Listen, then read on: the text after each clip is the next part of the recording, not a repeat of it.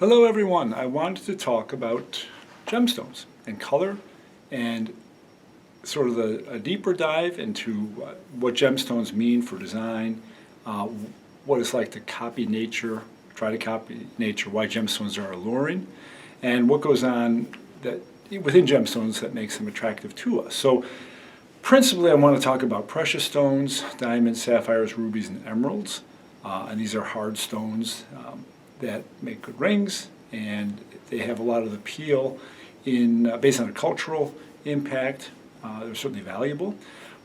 But what's interesting here, we got to separate these into colored and clear stones. So of course diamonds are the clear stone that can tell us a lot about how light behaves, and the colored stones have flavors of that as well. So, you know, these gemstones are really alluring. And the allure, in part, is intrinsic, maybe. So here I'm really thinking about objective elements of design. And you know a lot about objective elements of design. There's certain rules, compositional rules, color rules, that come into play that seem to work. Sometimes the reasoning for it isn't quite so clear. I mean, I have a video on harmonic armatures and what that leads to. And there's lots of things about color theory that are available. But there are these kind of normative rules in art and music, and one little way to look at these rules is to look at nature. What does nature produce, at least in the forms that we find alluring? So there's some things like diamonds that we find alluring, some things like rubies that we find alluring, and you ask yourself why. Well, it's complicated.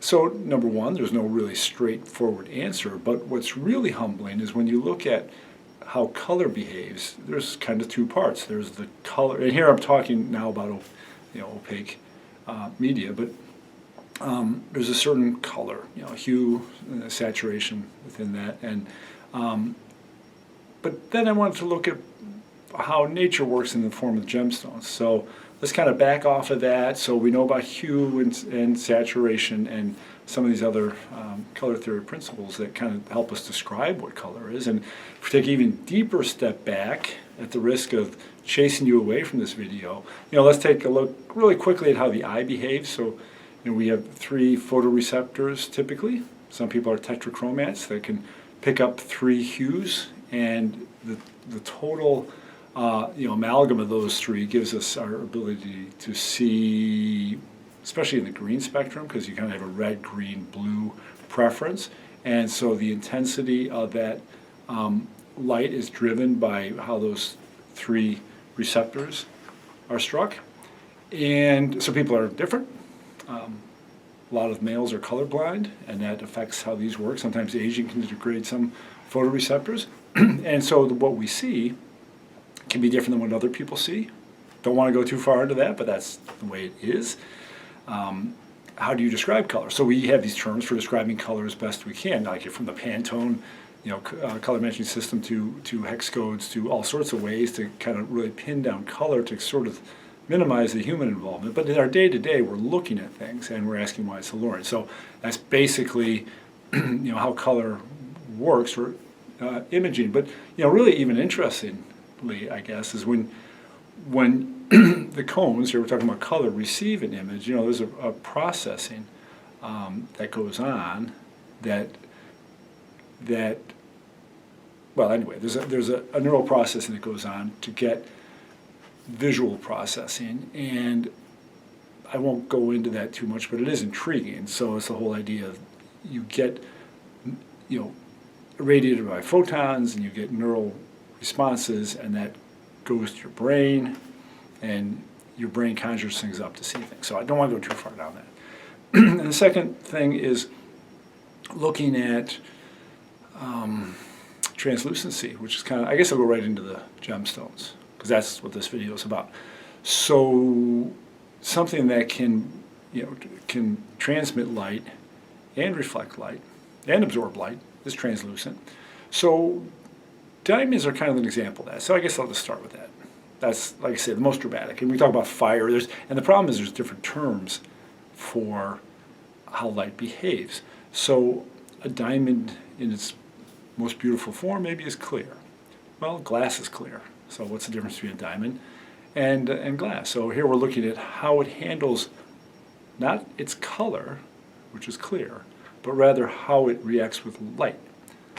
So we talk about fire kind of generically, but really what we're talking about is flash, and we're talking about dispersion. So there's this called fire. So flash is how a diamond sparkles, how it reacts to light as it moves, or the viewer moves with respect to the diamond. And then dispersion is how it refracts and disperses colors. So that's kind of the sparkle you get, the fire you get from a diamond. So scintillation is this intensity of light, this on and off behavior with light, and dispersion is the color shifting. And just to kind of go a little deeper into that, a word like scintillation can be off-putting, and it's used differently in different disciplines. So we have to be humble about it. The astronomers use it one way, the physicists use it one way. I'm a ham radio operator. We use it a different way when we're talking about satellites or moonbounds or something. So you've got to be a little bit humble with that. But anyways, it's sort of like toggling of light. And it's that sparkle. So there's two parts to the scintillation and the dispersion that come into play. One is they're time dependent. Secondly, they're movement dependent. Thirdly, they're surprising. They're not so predictable. So you have the color of the diamond. Think of pink diamonds, how valuable those are. And then you have this other stuff that's going on. And that, I think, is really interesting because it doesn't really comport to sort of like color theories applied to acrylics type of thing and making swatches and all that. Super important, but it doesn't really apply to that. It applies to the active involvement of light and the time basis of the viewer's connection with the object, in this case diamonds. And then, of course, you have the clarity. That's a big issue. And the unsung hero are the facets that are carefully cut into diamonds to enhance these behaviors, this fire, flash, scintillation, dispersion. And heat treating is used to enhance colors, but also the lapidaris cut can help enhance them. They can increase the saturation with the deeper cut and decrease it with a shallower cut. So you can play with saturation or chroma with how it's cut. And then there's involvement of treatment that's more invasive and actually degrades value pretty promptly, and like injection of lead glass and the drilling of inclusions and such. That can degrade the value, but it really raises an interesting question because let's say you take a ruby that has a lot of inclusions or cracks and so on, and is treated carefully, and it comes out to be beautiful. But it's got really aggressive treatment of it. And the issue with something like lead glass is that it's not permanent, it's not durable, it might be affected over time. So there's this kind of time element that comes into play. Whereas heat treating is sort of permanent, these other more engaged types of treatments are not so. So you're saying, well, this really isn't a ruby, it's ruby and this other stuff injected into it that conceivably could come out. So it really degrades the value. But if it looks really beautiful, and by beautiful I mean the depth and the richness, to use kind of the vernacular of the color, who cares, right? Who cares? But so value is a very separate thing from allure. It's a very, very separate thing from allure. Could go off on a tangent on that because, of course, that's based on, religion, superstition, tradition, culture, scarcity, these kind of factors which come into play. And it's really fascinating, especially diamonds, because diamonds the price has been manipulated on those so aggressively that they're really kind of an odd actor. But prices and beauty or allure of gemstones don't necessarily, align as you might think. So there's market forces at play. But what I wanted to really highlight then was this idea that stones can take light. We're here, I'm talking about colored, I'm talking about transparent stones, so the lapis and malachite and such we're not going to look at here. But they're really important, like turquoise and its traditional use with the Navajo and these kind of things, really important. And okay, a little bit of sidebar. One of the issues or the appeals of those stones is their heterogeneity and the actual variety you get between stones. So that's very different with turquoise, jade even, but you think of lapis and other things that have a lot going on, and that variety is very appealing. And we know about unity and variety. That's a design concept that we're familiar with. We don't want sameness. We don't want plastic gemstones. But then when you look at diamonds, we say, well, there's not, you want clear, right? Clarity is one of the 4 C's. But that's where this whole dispersion and scintillation comes in, this dance with light that we love. So if a diamond is dirty, if the light source is poor, if the faceting is imperfect, it can destroy all those effects. And if you've dealt with diamonds, you kind of know what I mean. So a soap-filmed diamond under fluorescent light that hasn't been cut well is not very impressive. And in the day-to-day that becomes a real issue, especially for rings that have a very hard life. But what's interesting then is you can take a basic color. So this is the same as color gems. So we can take a base color and put a layer over it, which is done a lot.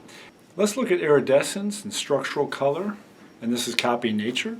So you think of pearls and things like that are iridescent. And there's color shifting there. We can look at structural color and talk about that a bit. And then the movement of light across spectrum can create intensity. So if you look at blaze orange or chartreuse, safety vests, that sort of thing, they take all the energy that they're irradiated with, say a vest, and it squeezes it into a narrow wavelength. So it comes out, all that energy is sort of pushed into a narrow wavelength, and it comes out as a more intense color. And that's why we see these things more brilliantly. And that's a manipulation with the surface of the material. It's not a light source. So I can make a color appear more intense purely through surface treatment. And structural color is really an interesting area. And that's how you get iridescence too, where the surface of the material is modified with small channels, lattices and such that cause light to refract in certain ways and reflect in certain ways, so that it can either look different from different positions, like a hummingbird, or have this beautiful iridescence, like the safety vest, or even a indigo bunting, or some beautiful bird like that. And it's through surface properties, and that's exciting. So it's because it's passive, it doesn't use energy. So in other words, you can take a base color, put a structural color over it, or some surface finish over it, and get different effects. And then you can modify that surface finish with like a liquid. So you can make it more dynamic, color shifting. And I guess the 2 exciting things about that, one is that it, again, uses time, so colors change over time, and there's this variety that we like, and the appearance changes with the relative position of the observer. So that's an attractive thing. And then also you have, copying nature, I guess, mother of pearl, that sort of thing. But like I said, it doesn't use any energy, so you can conceivably, it's not really done now as far as I know, make a letter using surface finishes only. No batteries, no panels, no screens. So you could make a poster using the surface treatment of something and just allow the ambient light to present it. Now, of course, you need ambient light of some sort. But it's used in cars. Take a base coat, cover with expensive stuff that gives us kind of structural features, or even, there can be more to it, but elements, or like particles that have these structural features to give it color shifting abilities in these other colors. So it's in that way too we can copy nature. So color can have the base coat, which has all the traditional descriptions of color that we're familiar with, but if you put a layer over it that's transparent / translucent, it can dance with light to create different effects. So is that dance with light part of the color? Maybe yes, maybe no. But a diamond is a good metaphor for that. And what I'm going to do now is show you some stones I got in Sri Lanka many years ago. Like 40 years ago. And I would spend a long time in the Indian subcontinent. And I went out to visit mines in Sri Lanka, or some mines in Sri Lanka. And there was a pit's like 8 feet in diameter, and a couple of guys at the bottom, they dig up these gravel beds, and they put them in a wicker basket and toss them up to the guy on top. and he'd go through them really quickly and pick out the stones. You know, blue sapphires are the big, or maybe the stones most famously connected with Sri Lanka. Well, but I did not find any of those, or get any of those. Well, this isn't going to show up well in here, I suppose. But like, I've got a bunch of garnets. I do have a funny story about a blue. Well, I won't give it away. Okay, these are some sapphires. I have some like moonstones. You can see some of the, or I didn't say sapphires. These are garnets. And I've got some tourmalines, and I've got, let's see. Let me put those back. I've got another bag. These are really old. Well, older than 40 years ago. This is, but I'll show you a funny story. Like, so just beautiful, some tourmalines, and I've got, well, spinels. In fact, I got a good story on spinel. I don't know if that will show up. But this one here is a funny story. And yeah, it really needs strong light. I don't know if that will show. Maybe it might show. Okay. But I thought that was a blue sapphire. Well, I was hoping, because it's really, the coloration is really pretty. And I took it to a lapidarian, and he looked at it, put it in his mouth, bit it in half, gave me the other half. Said it was blue glass. Didn't ask me. Of course, I don't speak Sinhalese, so that didn't help. But anyway, so I think that's a funny story, because I was just aghast that he put it in his mouth and did that to it. But really, there's some beautiful stones. And let's see. Oh, well, I don't really have an example here, but I did find a spinel, but it's a good way to close out on color. I found a spinel. It was very dark, and I got a cut anyway. It was quite cheap, so not like the round brilliant cut for diamonds, but anyway, got a cut, round cut, and ended up giving it to my wife, you know, when we had our kids somewhere along the way, and I had a poem and a story behind it, and it's an example of the provenance being important. You know, as part of the importance of gems, but stones generally. You know, people collect rocks from trips and all that kind of stuff, and they put them in aquariums with water, and you know, people do interesting things because rocks are really ancient, they're durable, they can't be cheap. And anyway, I got this one, got it cut, got it mounted, and what I found attractive is I'd seen kind of the whole process of this thing, going from rough stone in Sri Lanka all the way to a mounted brooch, and you know, there was sort of the allegorical connection to parenting and all that. So, you know, stones can have this kind of unique value that's connected with their backstory and not connected with their beauty. So, what I wanted to leave this at was that, we'll say gemstones and other stones have had allure for a long time. It seems to be intrinsic. Some is culturally driven, I realize that, and you know, there's a lot of other things, but we seem to be drawn to it, just like a crow. And why are we drawn to it? And it's not the color. I mean, it's partially the color. Doesn't match the couch, as the old joke goes. Color is super important, not dissing color. But if you look at diamonds, you know, it's a dance with light. And you get that with other stones too. This time-based, surprising variety that you get as it dances with light.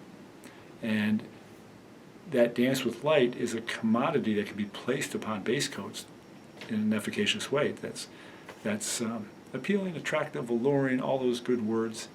And anyway, a little history on my experience with gemstones. They have a magic to them, an intrinsic beauty, and designers can use them with great effect. Thank you.